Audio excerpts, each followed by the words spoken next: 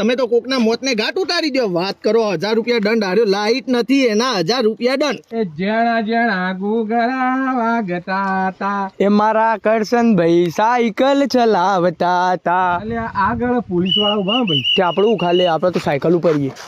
ઉભા રહ્યો ભાઈ, ઉભા રહ્યો. બોલો સાહેબ તો જવું સાહેબ ના ચોય જાણ નહીં, સાહેબ ચેકિંગ કરવા આયા. હાનું ચેકિંગ 31st આવે ને એટલે હાલ બધી ગાડીઓ ચેક થાય.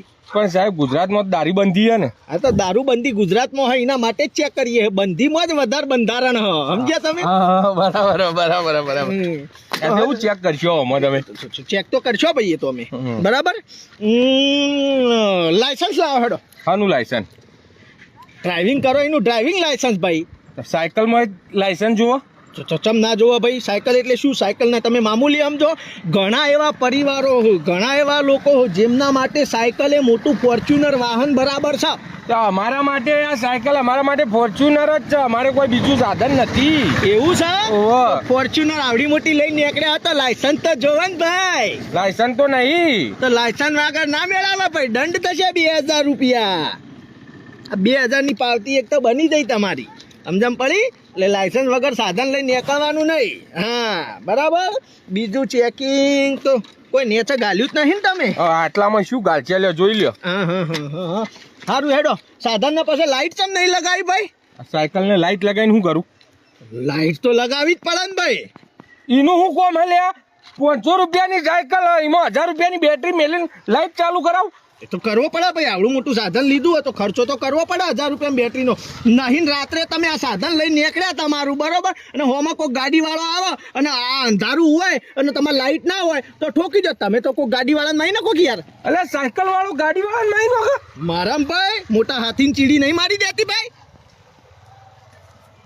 બરોબર. એટલે હે ને લાઈટ નહીં. તમે તો કોકના મોતને ઘાટ ઉતારી દો. વાત કરો 1000 રૂપિયા દંડ હાર્યો. લાઈટ નથી એના 1000 રૂપિયા દંડ.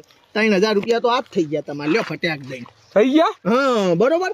હવે બીજો તમારો ડબલ સવારી લઈને આવ્યા હતા તમે.